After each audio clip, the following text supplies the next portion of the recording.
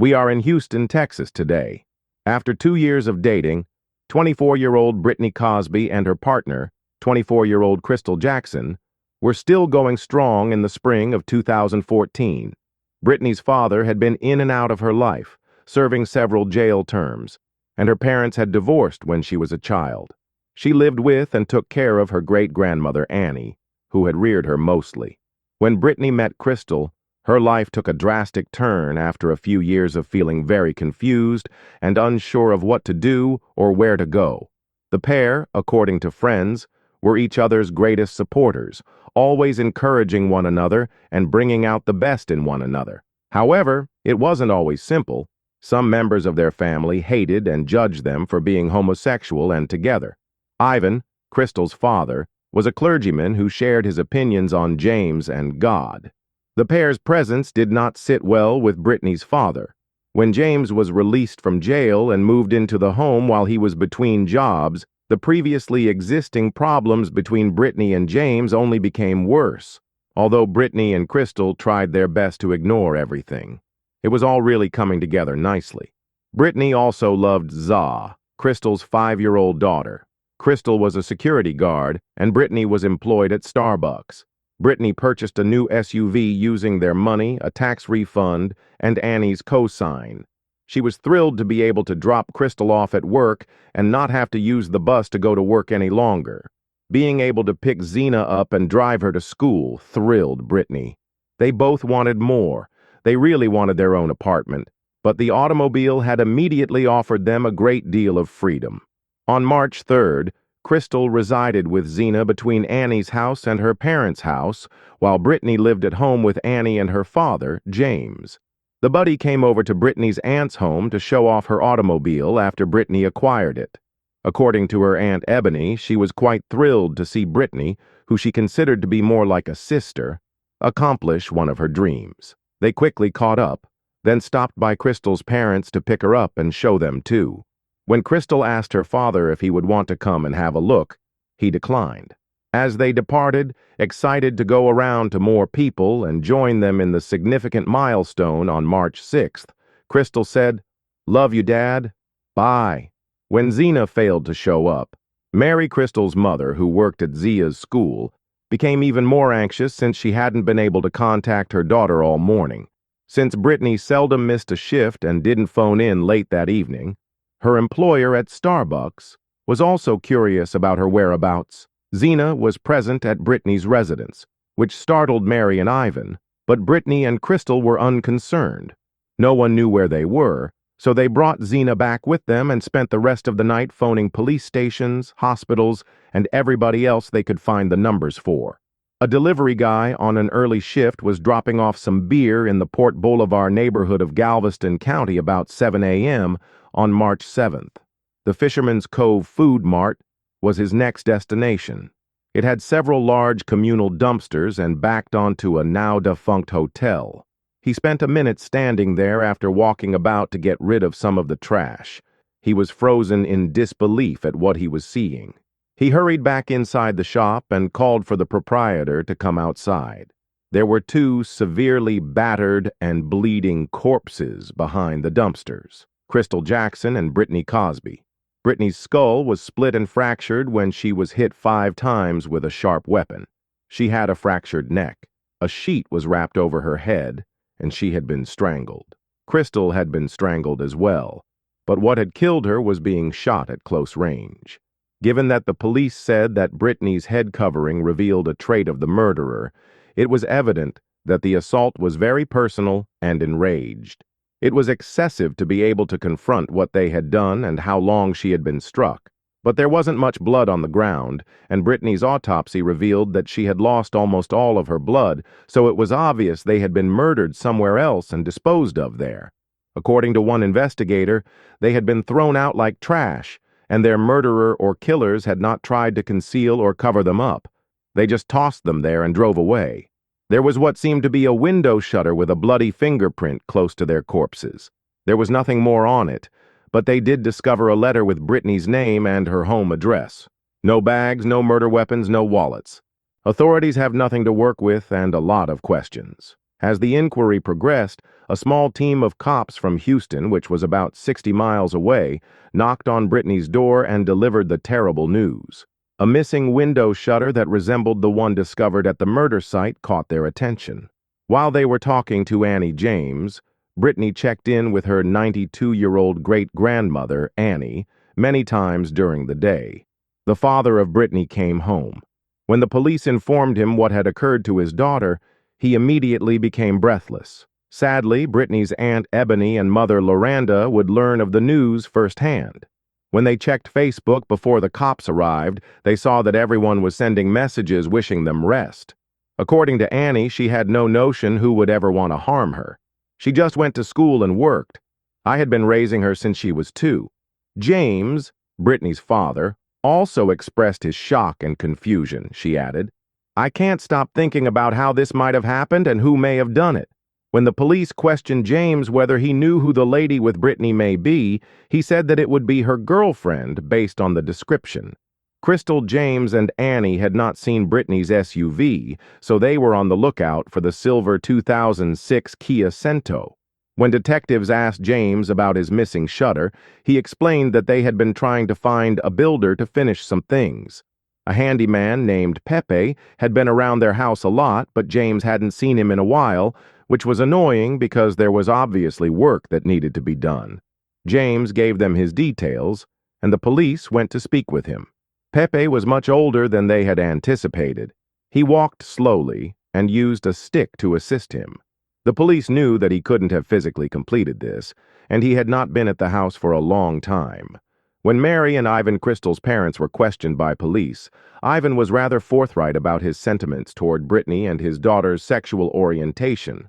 Mary claimed to have a profound affection for her daughter and to have supported and embraced every aspect of her life. Her constant goal was to get them closer. Ivan also admitted to having a pistol, although he said he was not involved in their murder. Police were now examining him attentively after taking his rifle for testing. They tried to elucidate the crucial timing by speaking with Britney's father, James, once again a few days later. When James first visited the couple early on Thursday morning, things seemed to be going well. However, Za was discovered at home alone herself. So what had occurred there? James said he had no idea why they would have left without taking Zen to school. That was definitely out of the ordinary. He thought that maybe they drove to a store to get something and they were coming back for her. He was out all day after that with his girlfriend Kimberly, and anything that happened, if they came back, he would have no idea about, so had they come home shortly after and been attacked. Then Britney's SUV had been caught on camera pulling out of a convenience door at around 4 to 8 on the morning of March 6th. This matched what James told the police. He said they had left the house at about 7:30 without Zena, and he assumed they had driven to a store. The same camera showed that car again, this time about 12 hours later, on the same street going in the same direction, the direction of Galveston where their bodies were found. Unfortunately, nothing could be made out about who was in the car. They re-interviewed Mary and Ivan again, and this time they wanted to find out more about Xenia's dad and the relationship they had. Mary said that almost as soon as Za was born, the relationship had fallen apart. Reginald, Crystal's ex-boyfriend, was no longer involved in any way, and she had complete custody. Mary said that despite this, there was no animosity there. They just didn't have any kind of relationship anymore. But she didn't think for a second he would have been involved in anything like this. They interviewed Reginald, and not only was he at home all day and night with his mom, he volunteered a DNA sample as well. And with this, he was ruled out the police. Then got a call from a resident about a mile away from Britney's home who found her wallet on a quiet path, mainly used by dog walkers. There was no other evidence found there, but they hoped at least this might have some DNA on it back in Galveston. The police were checking any and every camera they could find, starting with the store around the corner from the hotel, just a stone throw away from the bins, but it showed nothing. Britney and Crystal had not been in the shop, nor did the camera outside show them, or the car detectives knew that if Britney and Crystal had gone into Galveston from Houston, they would have had to get there via the ferry. And sure enough, CCTV showed the missing Kia driving onto the ferry. They watched as a tall man got out. At one point, walked around to the front of the SUV and talked to the security guard guiding people on the security guard. Confirmed he had spoken to the man driving it, but he didn't look to see if anyone was in the back. He watched the cars come and go all day long, but this interaction had stood out to him. He had flagged down the Kia to ask the driver about the broken headlights when the man got out of the car. It seemed he was confused and nervous. He didn't really know his way around the vehicle. It was just a bit of an odd conversation. He then drove off and onto the ferry. Given Crystal and Britney's time of death, they would have already been dead in the back of that car. Police released a composite sketch using all of the security guards' information. They were looking for a black male with a slight mustache, about 6 feet tall, with a slim build. Possibly in his 30s, they showed the composite to the people in the women's lives, but it didn't ring any bells with anyone. It had been dark when the security guard spoke to the man, and it was a few days ago too, so it was entirely possible that his memory was just not as fresh. Experts were, however, able to confirm one thing. The type of gun that killed Crystal did not match Ivan's at all. They had spoken to him many times since the first interviews, and they were now confident he wasn't involved. Ivan said, "It was very difficult knowing that I was a suspect. I loved my baby B. I loved her too much to hurt her. It was the worst ache I've ever experienced. The thought of having to bury my own kid never occurred to me." As the community mourned the death of two much-loved individuals, a vigil was organized 6 days following the killings. The initial test results from the shutter and letter discovered at the site were eventually sent back to the station's detectives from the lab. A single fingerprint was found that had been identified as belonging to a person on their database.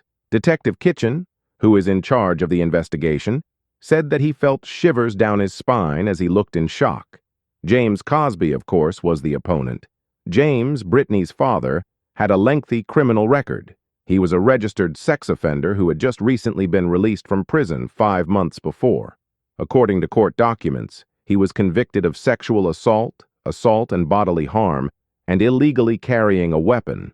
He was also sentenced to 2 years in jail for not registering as a sex offender. Annie's caretaker greeted them when they returned to Britney's residence for a more thorough inspection. They wanted to know where James was. She informed them he was at the vigil.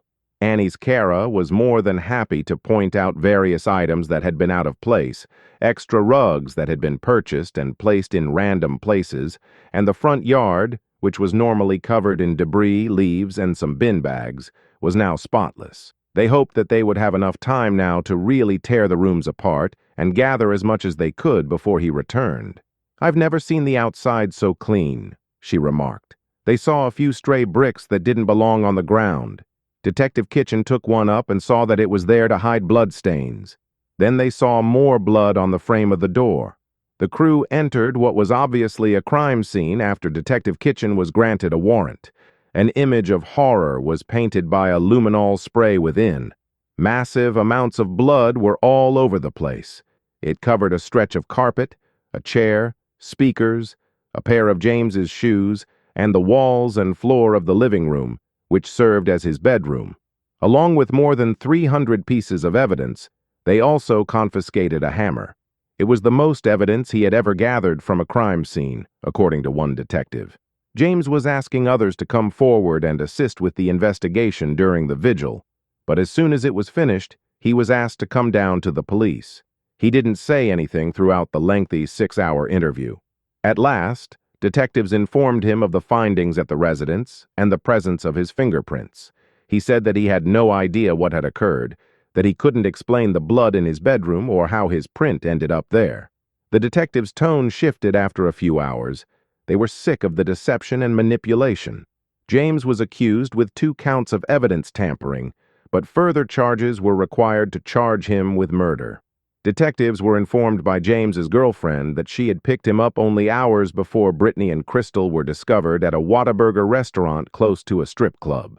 James reported Kimber's ex-boyfriend to Houston police for reportedly attempting to drive them off the road shortly after he got into her vehicle. They were able to track his movements via his phone since he had identified himself throughout the conversation. Despite the increasing evidence, authorities were pleased to rule out Kimberly, claiming she had nothing to do with all of this. James continued to refuse to speak, so they looked to friends and relatives for further information.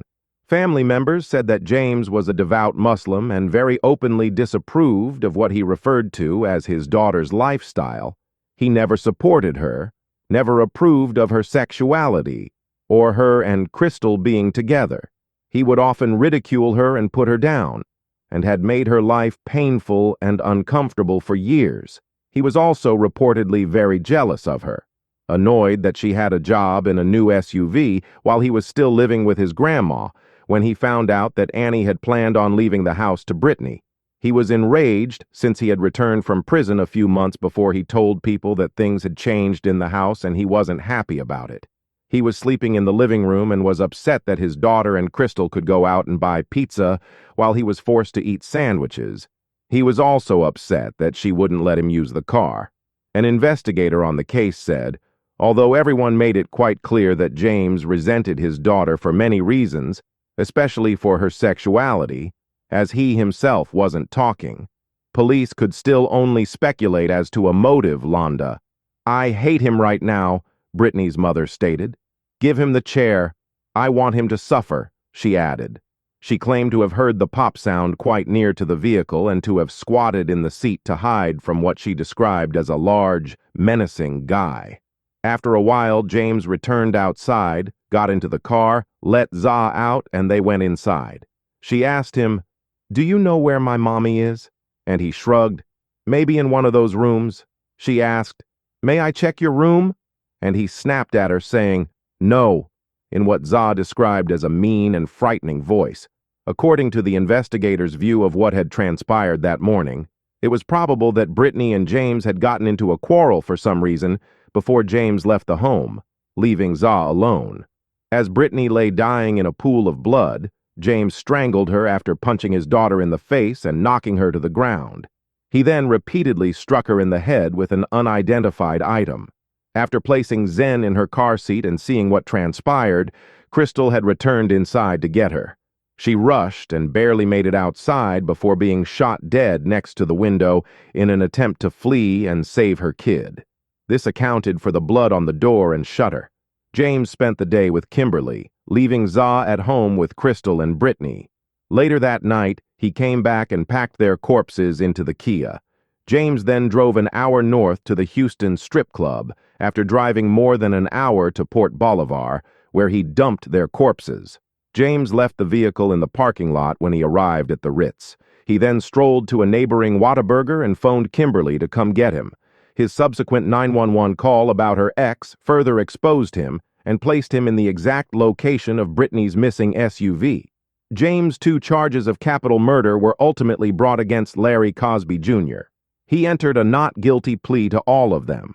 Authorities would eventually locate Britney's missing SUV thanks to the information about the strip club. A month or so later, the strip club owner, fed up with it occupying a parking place, had it hauled to an impound facility. It had triggered the lookout that had been set for it when it began processing. There was a bullet fragment with Crystal's DNA on it, and the back was covered in blood. When James was tried again in 2016, his attorneys claimed that they lacked a murder weapon and that they had no motive, regardless of what James had said about his feelings for his daughter. However, the prosecution claimed that this was unnecessary to support their case because James's phone records led them all the way to the location where their bodies were discovered. Zena had filled in the last details, and the mountain of evidence found within the home spoke for itself. According to the prosecution, he was a man obsessed by resentment, rage, hate, and envy. Someone who can kill their partner and kid and then pretend nothing happened is a real evildoer who should be imprisoned for all time. James Cosby was automatically sentenced to life in prison without the possibility of release after being found guilty of capital murder in 2016. His request was denial. Crystal's parents are now raising Zaya. It's been really tough, but on the same token, it's made me much stronger because I have a responsibility now, and that is to raise my grandbaby. Ivan continued, acknowledging that he struggles daily with emotions and prior talks. I was able to forgive this guy because of a Bible phrase that reads, "Absent from the body, present with the Lord." I am certain that my daughter and Britney are with God. I feel a great deal of remorse over what I ought to have told my daughter. As we remember Britney and Crystal, we must also remember the many others who still face hate, judgment, and violence at such a young age just because of who they are. Za has not only lost so much, but she has also seen and heard things that no child should ever have to while she was just waiting for her mother to take her to school. I didn't know that Britney and Crystal's tragic story began as one of love and hope for a bright future together, but it is now a painful reminder that discrimination and judgment exist even within what should be our closest and most trusted circles. Several years later, Za told a reporter for True Crime Daily that his family and Crystal and Britney's families are now like one large family. He proudly became Zia's godfather and is lovingly supporting her as she grows up.